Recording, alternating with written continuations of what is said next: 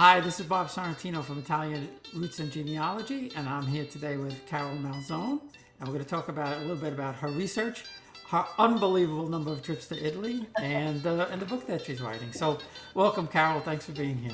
Thank you, Bob. It's a pleasure. Uh, so, my first question for you is, when and why did you start researching the family? I had a missing grandfather who was always sort of in the shadows of my life. And I very, very early on, the first piece of research I did was just writing to the New York State Bureau of Vital Statistics to find out that he had died. So that was put on the shelf and nobody did anything until in 1992, I came in possession of a box of letters, 100-year-old letters. They were written from 1920 to 1925. And most of them were in Italian or probably a Sicilian Italian to my grandmother. And that really actually started the ball rolling because it opened up so many areas of secrets and things not talked about that I think is pretty common in most immigrant families. So, and that was actually prior to the letters. Um, I had also done some research in New York State to find the siblings of my grandfather. Even though he was dead, I wanted to present my mother, who was moaned all her life that her father left her at a railroad station when she was 4 years old in Johnstown, Pennsylvania. And that sort of was set the standard for her rather unhappy, troubled life. So in 1992, just before the letters coming to me, I decided I was going to do something to make my mother happy. And so back then, of course, there was no internet. And so I took to the Tampa Library where I was living at the time and looked through microfilm for hours and hours and came upon city directories. And I found a neighbor that had lived across the street from my grandfather. From that, I was able to find a surviving brother. There were two of my grandfather, which would make them half brothers to my mother. And one had recently passed away at that point. The other was living in Arizona. So I connected them. We actually had a wonderful reunion or a union in Tampa with her half brother and my mother and her full brother.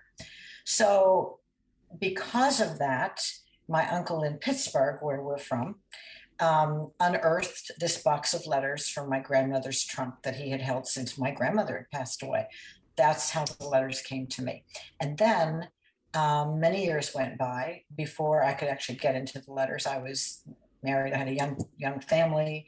Um, a lot of life's obligations were in the way. And then finally, one day, the internet opened up, and voila, it was an explosion of information. So that was the start. Was the box of letters.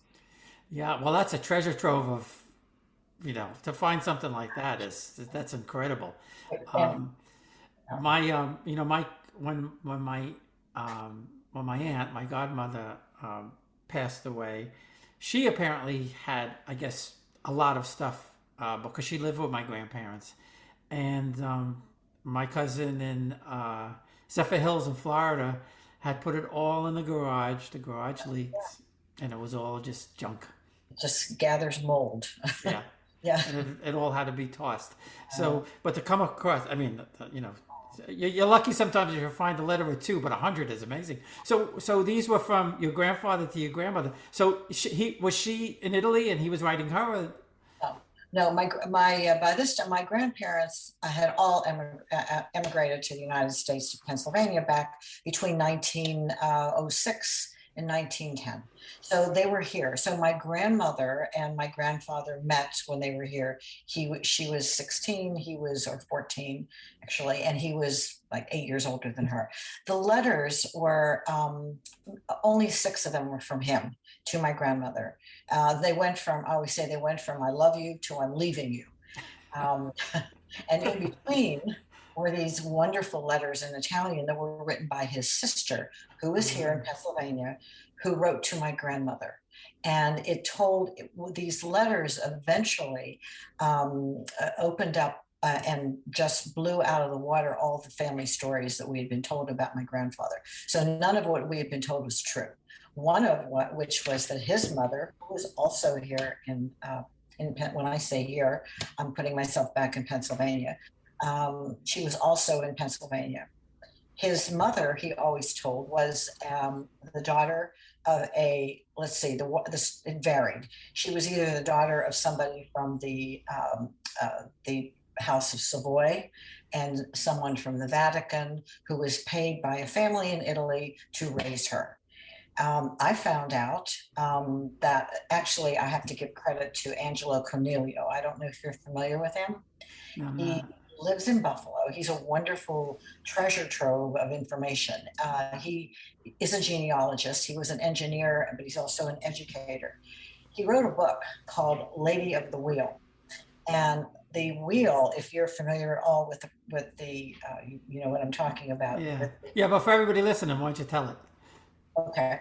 Um, the wheel is actually, and I can't wrap my tongue around the Italian word. It's the roto dei proetti, and what it is, it's the wheel of the cast-offs. So sometime in, I think it was like the 12th century, Pope Innocent III noticed that there were all these dead babies floating down the Tiber River. So he instituted this practice throughout Italy, and I think through other Catholic countries as well. I think it was very predominantly active in southern Italy too, was that on the outside of either a hospital, community building, or a convent, there was this protrusion on the outside of a building. So the mother who could not either was either not wed and couldn't face the shame within her environment, or oftentimes people just had too many children and they couldn't take care of all of them. So they would come in the dead of night. They would I make it more dramatic. I'm sure they came in the dead of night. They placed the baby in that little outside protrusion, ring a bell, and there's an attendant in the inside, and they would bring the baby in, pick up the baby, notate whether it was a girl or a boy, were there any markings on her, how she was dressed, and then she would be given a name and baptized. And that was most important, because that would, if they died, which many of them did, they would at least go to heaven. And I found the record because of Angelo. His book, and then after I read his book, I had some conversations with him, and he directed me how to find my grandmother's birth record. So here's the woman who was supposed to have been the princess, the illegitimate princess or whatever, and she ended up being a foundling.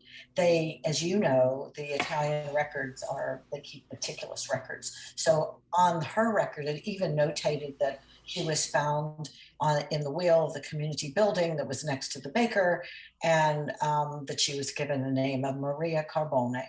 And Carbone, of course, belonged to nobody within certain areas, so that where she lived, so that nobody could be accused of being the mother or the family that brought this illegitimate child into the world. So it was a practice that was in many ways very beneficial, obviously, to the person who survived, but in many cases, in Angelo Cornelio's book, a lot of these babies, if they were males, went to work in the sulfur mines. So they needed to keep supplying those sulfur mines with young boys, which is a dreadful story. It really is. But my grandmother was fortunate. She somehow managed to grow up, and someone took care of her. And I do have some ideas who that was, and that's something that I'm still trying to find out. We'll be right back. Experience Italy like never before, traveling with a scheduled group or create your own bespoke tour with friends with philitaly.com. Pack your bags and follow Phil. That's www.philitaly.co.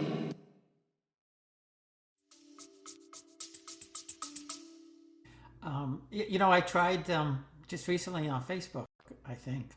I tried getting in touch with Angelo. So I'd love to talk to him. I'd love to interview him. And two interesting things is my wife, her grandfather his name was Proieto. But I don't know how far, I don't know how far back it goes. I know I got at least back to her third great grandfather, but obviously somebody in that chain Yeah, was probably abandoned. right. And something I just learned recently from somebody who was adopted in Italy in 1963, that even today, the women don't have to claim the baby. His birth record has, uh, you know, unclaimed. The mother was unclaimed. Yeah, You didn't have to put her name. yeah. Shocking, in this day and age. That's pretty surprising. It really is. But Yeah, isn't it? yes, Uh, so what he does is he helps uh, children that were adopted in the 60s and 70s to try and find their birth mother, oh, that's wonderful. Yeah. because it's very, very, very, very hard to do. Oh, I'm sure. So, so now, did you know who raised her? I don't know who raised her. However, on her birth record, which I find very interesting, it always gave the name of the midwife. And the name of the midwife was Maria, if I remember this right, because it was corrected, Maria Tricamo, Tricamo, who was the spinner of thread, who was married to Stefano Trio, Trio. Well, on Ancestry or 23andMe, I did both of them. I don't remember which one. I'm actually related to Tricamos and Trios. So I think, in fact, I wrote this sort of in a fictional way in my book, that because oftentimes they would come and get the child. In other words, perhaps one of these, the family that actually gave birth to her would come and claim the child and raise it, even though they didn't want it to be known that it was illegitimate. And also, they were paid by these wet nurses were paid by the government or the church or some official body to take care of these children up to a certain point. So this is what I think happened. No proof, but Well, it's possible, and I know. Sometimes they would leave like a ribbon or a medal or something with the baby, so right. that they could come back and say, "I'm the one who left the yellow ribbon" or whatever. Right. Yeah. No such thing with my grandmother, but it was really fun. Another story that circulated in the family was that my grandfather was the spinner of tales, the one who left my mother at the train station. She was 4, and he took her with my grandparents. My grandmother was in Uniontown. She had just given birth to my mother's brother, younger. And he and his mother, they were living in Glen Campbell. Do you know there's a Glen Campbell, Pennsylvania? I didn't know that. It's a little town that was a little during the, I guess, right before the World War I. It was a boom town for coal mining. So my grandfather was a barber, and as his father was a barber, and they were one of the only Italian families. They were mostly Eastern Europeans who came to work in the mines. So my grandfather being a barber, my great-grandfather rather, because my grandfather was much younger, so they were both barbers when they went to this town of Glen Campbell. And as I said, there were very few, if any, Italian families there. But my grandfather, one day, 1925, this was the end of the letters that one of the very last letters that I had in this packet, was that my great aunt writes to my grandmother that, she said, and my grandparents were both named Fortunato and Fortunata. So she says, Fortunata, I am so sorry. She said, I went all the way to the train station with your brother and my niece, who's my mother. And when the train came, my brother handed your daughter to his mother, and they went on one train, and my brother took off on another train. I don't know where he is, and as God is my witness on the death of my father or whatever, she swore that was the truth. My grandfather took off for Syracuse, New York, in between another marriage that I certainly don't know how he managed, but he did. And he took off for Syracuse, New York, eventually married another woman from a German American family and had 2 sons. He was a head of the Barbers Union there. He was a high-level Mason, which was extremely rare for an Italian. So I did a lot of research thanks to the library in Syracuse and other avenues, newspapers.com, to sort of kind of travel his life as much as I could. But my mother never saw him again. Neither did my grandmother. And he ended That's up, horrible. he ended, And so he just took off, huh? just took off. And back then, Syracuse and Pittsburgh, it was actually Uniontown, which is a bit south of Pittsburgh. But Uniontown to Syracuse was like going to the moon for these people. How could they have ever? They knew where he was, Yeah. because of relatives that knew, but that was it. Nobody ever saw him again. So I built up this fantasy in my mind about this handsome, because he was, kind of dashing, very Americanized grandfather. I believe at the end of the book, after as much research as I've done, I believe the reason he left was because he wanted to get away from that Sicilian, backward immigrant greenhorn way of living, which was my grandmother's family. They were uneducated, as many immigrants were back then. And he wanted a different life, and he knew he wasn't able to have that with my grandmother because she wouldn't leave. Left my mother with a very troubled life. Very Yeah, sad. that's sad. That's really, really sad. So just one quick note: my great grandfather, uh, who was the one from the noble family, Pirmalo, he was illegitimate. And when I found his record, and I didn't know what it meant, somebody had to explain it to me. It says uh, "figlio naturale," Uh, right, which is in Italian means illegitimate, and he's got on his birth record there's a long thing written, and it looks like his mother was a woman called Maria Leone, because he's got two, I call them birth cards. They just have the name of the father and the mother and the date of the birth and all of that. And he's got one that says Maria Leone, and then he has one that says Maria Savino as his mother. Maria Savino is the mother of all his siblings. ah, So I mean, again, you have to try and piece this yeah, stuff together in your right. mind. I think what happened was, uh, because he was from a well-to-do family, that um, my second great grandfather was able to claim him rather than the mother. And we're talking 1860s here, so the men had all the rights, Right. and then Maria Savino probably adopted him in some kind of way, so that he shows up as her son. Hmm, interesting. Oh, these findings are just fascinating because you do have to interject some of your own, you Yeah, know, you do.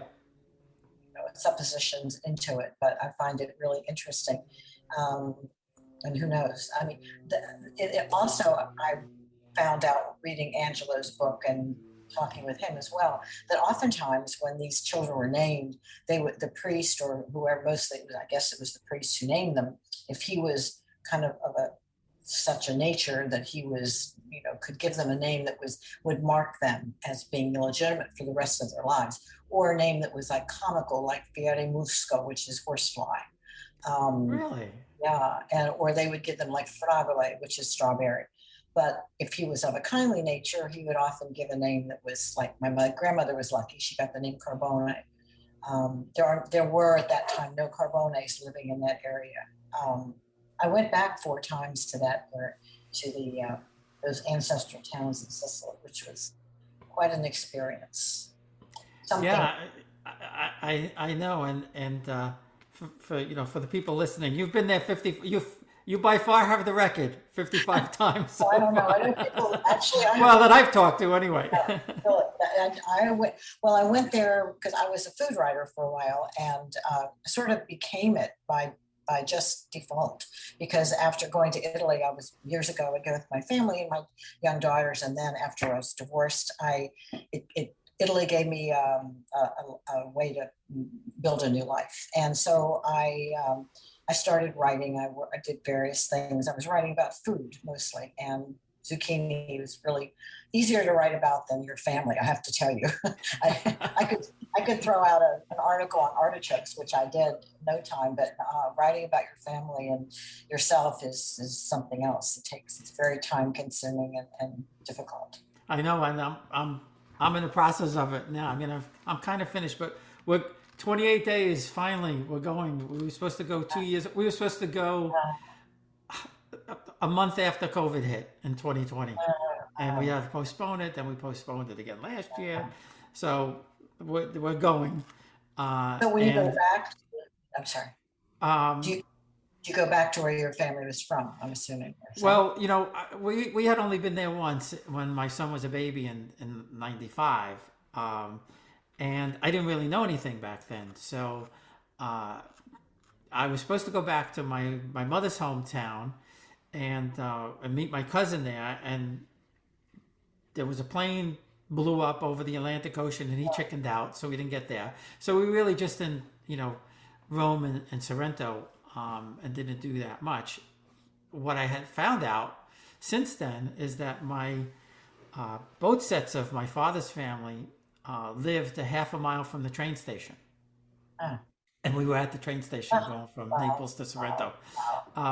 So I'm working with somebody from Letizia Sinisi from Italy Rooting, and she's put together a whole package. She won't tell me what we're going to see, but we're going to go back to my father's families, some of the hometowns, Capricotta we're going to, and Avellino, and then Montebello and Calabria. And then we're going to go over to my wife's family's from Sciacca in Sicily. So we're going to go over to there. So, 2 weeks. But she has, and I'm going to meet cousins that I never knew existed up until a while ago. Yeah. Oh, it's just a wonderful experience. I have a chapter in my book called All My Uncle Tonys. So the first time I went there, this was my ex-husband, and my daughters were young, and I didn't know there was anybody there. I thought I had a letter, though, another letter from another side of the family that was written to my grandmother's side. So we were staying in a hotel in Taormina. So I took the letter to the concierge and I said, this is the address. This was sent to my great-grandfather decades ago. He says, go to lunch and come back. I thought, he's going to send us to the archives. I came back and he takes this old-fashioned black telephone out this was back in, I guess, 94 or 5. He takes this old black telephone out, he puts it on, he dials a number, he gets on the phone, he found my family. He found this little town where they were from. He was able to figure out who they were.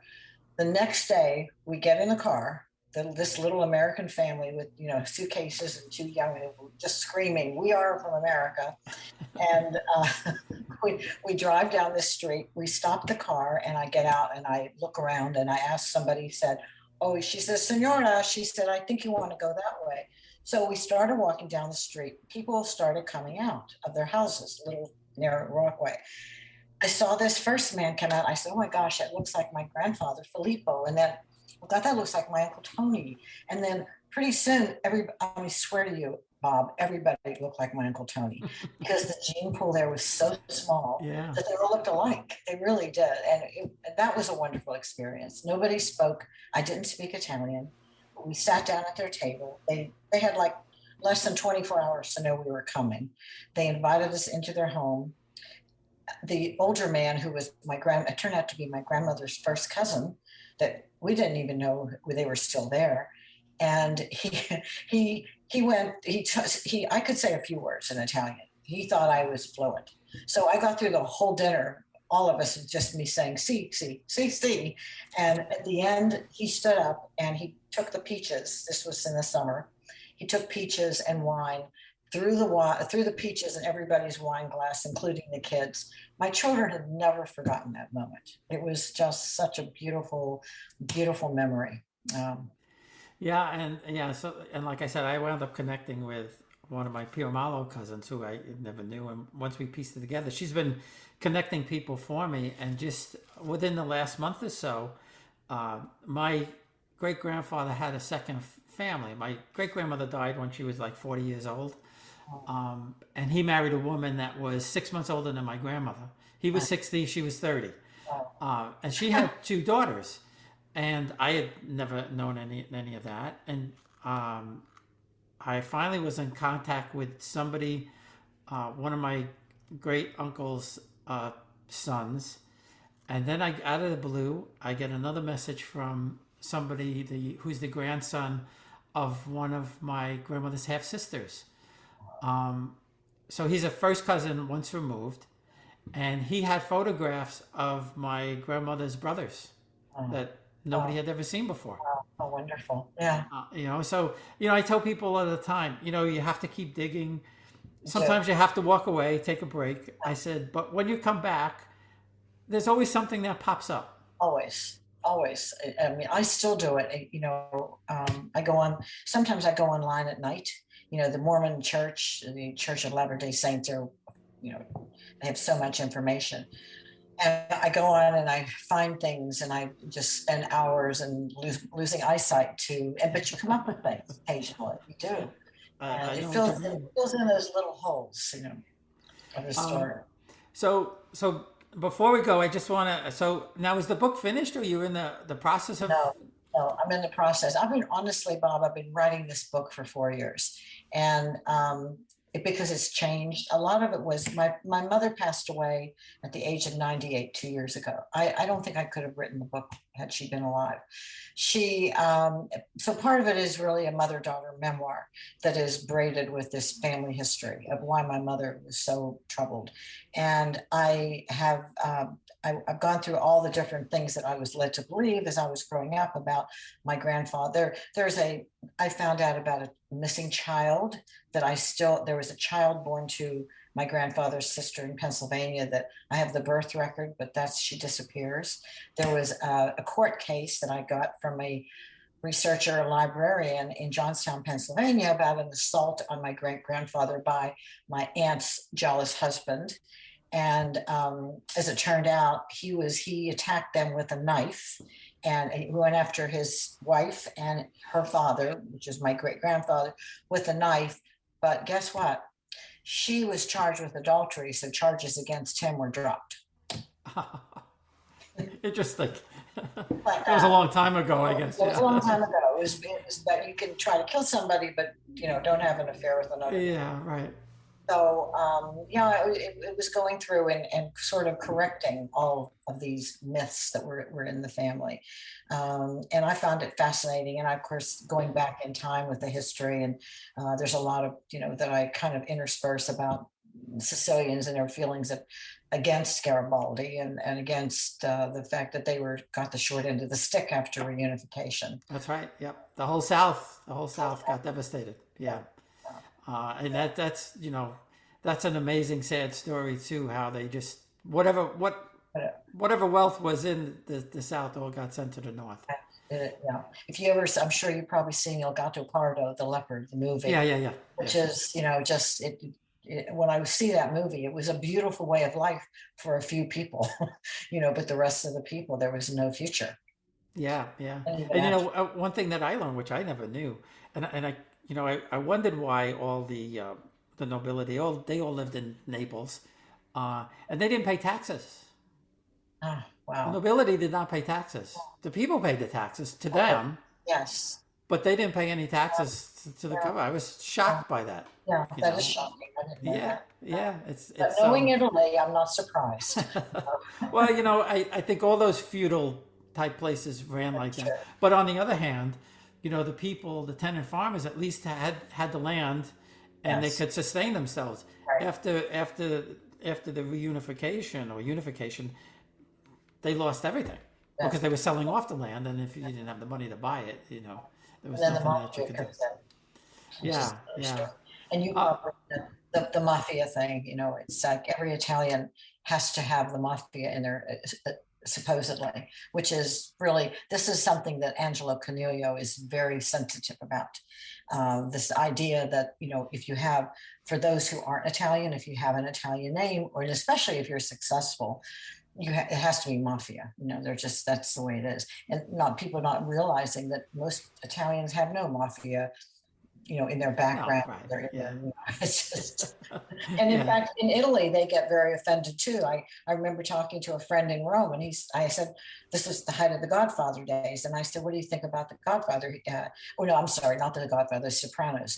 And he said, it has nothing to do with us. That's not our culture. It's an American culture, not an Italian culture. So Yeah, yeah, that's right. That's true. And people don't really understand that. When do you think you might be finished? I know that's a tough question to ask because I've been finishing mine for months now. so what is your book? Well, to answer your question, I'm hoping to have it going to press in a year. I just don't know how Okay, it just takes a long time. I need to I develop. know. I'm at the point where I'm going to have a developmental editor pretty soon. And we'll see. I've got it pretty well structured. It's like I'm never finished. It's like icing a cake. You always want to do one more little curl and make it pretty. Yeah, and I thought I was finished, but now that we're going to Italy, I said, well, now I'm gonna have to wait and get the pictures from there in, and write So what is that your part book? of the story. Is your book? My book is basically about my research, finding my families, a little bit about background about my growing up in Corona, Queens, and what that was like with two Italian American families, and then a little bit about what I found, how I did my research, and like a short primer on how to look things up on the Antonati and things like that. So Well, I we'll might. I'm sorry. I might. They changed the whole structure, looking at finding the records now, yeah, and I'm a little bit lost with that. So I may ask you for some advice later on. sure thing, sure Sure how thing. to get in there again. Well, listen, this has been great, fantastic story. We'll all wait for the book. When you finish the book, we're gonna have to interview you again. Really, I would love to, Bob. Yeah, and keep me posted on your trip to Italy. I'd be very curious how that transpires. Always interested in that.